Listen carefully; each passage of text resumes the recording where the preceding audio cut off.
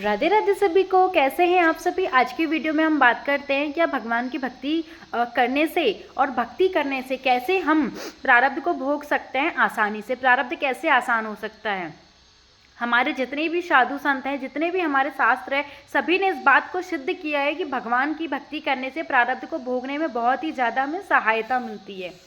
अब हम ये जानते हैं कि हम जो भगवान की पूजा पाठ कर रहे हैं, रोज भगवान को याद कर रहे हैं, क्या वो भगवान की शक्ति भक्ति में शामिल होता है।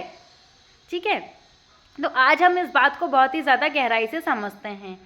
आप सभी को क्या लगता है भगवान की भक्ति करना किसे कहा जाएगा। रोज टीका लगाने के लिए, रोज मंदिर जाने के लिए, रोज नाम जप को करने के लिए, या भगवान के बनाए हुए रास्ते में चलने के लिए।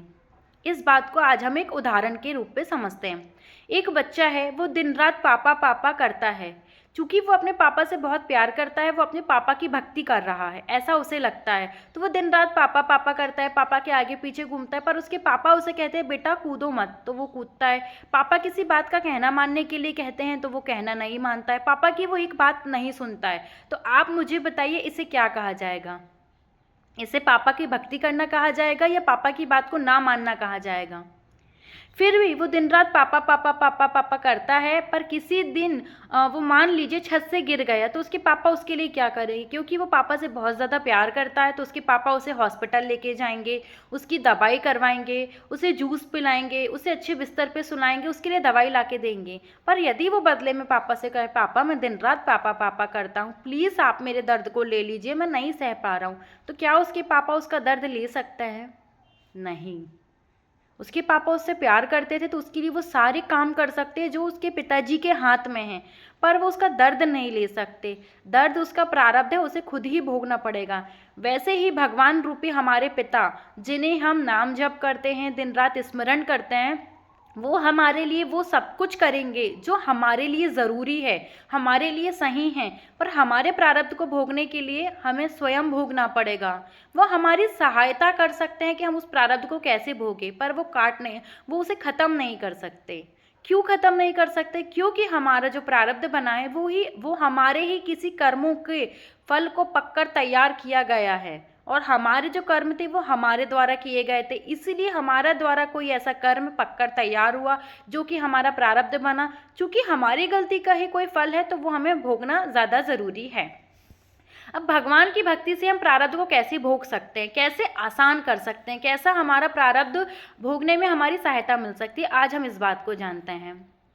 मंदिर जाने से, नाम जप करने से चीज़ें आसान होती हैं। ठीक है, भगवान हमारी मदद करते हैं, पर भगवान के राह पे चलना किसे कहा जाएगा। भगवान के बनाए हुए कुछ नियम होते हैं जिसका हम यदि आज्ञा रूपी पालन करते हैं तो उसे ईश्वर की भक्ति कही जाती है। ठीक है, आज हमें इस बात को गहराई से समझना है। ईश्वर की भक्ति मतलब कि क्या। चूटी रखने को क्या ईश्वर की भक्ति बोलेंगे।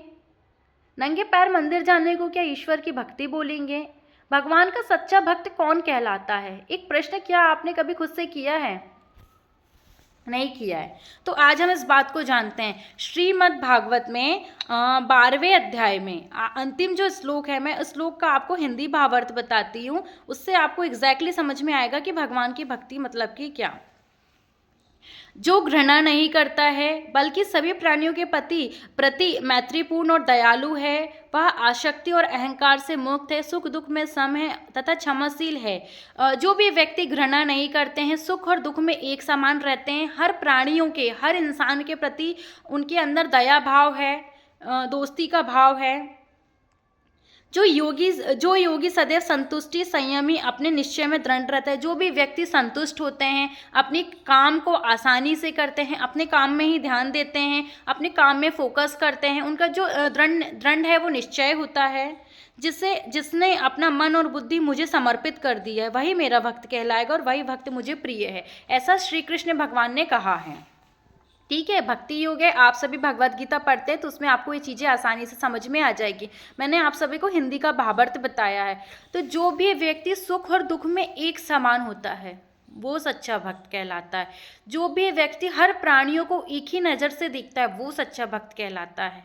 हम सभी को भगवान का नाम जप करना है, हम सभी को मंदिर जाना है, हम सभी को टीका लगाना है, हम सभी जो भी पुरुष बालों में चोटी रखते हैं, जो भी पंडित जी हैं, आप लोगों को ये सारी चीज़ें करनी है क्योंकि ये हमारे रिचुअल्स है, इसमें हमारी आस्था जुड़ी हुई है। पर भगवान की प्राप्ति के लिए आप चाहते हैं कि भगवान आपके प्रारब्ध को भोगने में मदद करे, तो आपको भगवान के बनाए हुए नियमों के अनुसार कार्य करना पड़ेगा।